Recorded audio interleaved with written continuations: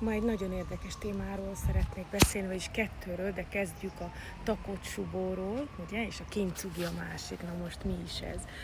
Mindannyian éreztük már ezt a Takotsubot, bármilyen furcsán is hangzik. Ez az összetört szív szindróma, ezt japánul nevezték el, mert nagyon hasonlít a szívnek a formája ebbe a stressz helyzetben a polipcsapdára, a Takotsubóra. Ez egy ilyen klasszikus polipcsapda, mert fogom nektek itt mutatni fotón. Tehát lényeg az, hogyha valamilyen hirtelen gyász, baleset, szakítás, szerelmi bánat ér, akkor mindannyian éreztük már, hogy a szívünket így iszonyatos módon villamos, vagy bocsánat. Ez olyan, mint amikor eltapos minket a villamos, tehát hogy amikor hirtelen ilyen drámai helyzetbe kerülünk, és akkor érezzük, hogy hát tulajdonképpen olyan, mint hogy összemarkolná valami a szívünket, és ez egyáltalán nem csak egy képletes történet, hanem fiziológiailag is az történik ebbe a Takotsubo szindrómába, hogy a szívnek főleg a bal oldala az az adrenalin és a noradrenalin hormonok hatására az izmok ellazulnak, ettől így kitágul, és a szív többi része azért szabályosan tud verni.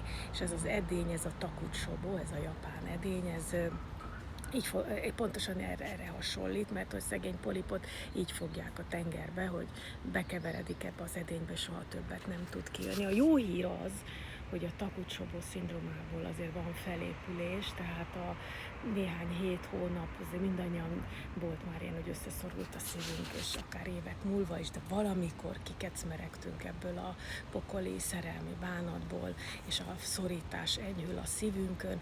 Ez egy teljesen létező, ezt úgy hívják, hogy kardiomiopátiának hívják, egy ilyen stressz helyzetbe került szív alakot vesz fel a szívünk, úgyhogy pontosan tudjuk, hogyha legközelebb valami drámai esemény történik velünk, akkor bizony sajnos a szívünk és az elménk is ugyanúgy működik. Ebből is látszik, hogy milyen hihetetlen összefonódás van a testi szimptomáink és az agyi történések között. Írtam nektek egy kis verset a Takotsubóról, és hát a plakátokat ide ki fogom tenni, és hát akkor mondjam el most a Kintsugit is. Ne, legyen a Kintsugi meglepetés, a Kintsugi is hozzátartozik a Takotsubo szindrómához. Azért mondom el csak többször, nem azért, egyrészt, hogy én is jól megjegyezzem ettől kezdve, hanem hogy ti is jól megjegyezzétek, hogy mi történik veletek, és a ismétlés, a tudás anyja, úgyhogy ez a Takotsubo szindróma volt. Na, Dafke, újra elismétlem, ti is ismételjétek velem,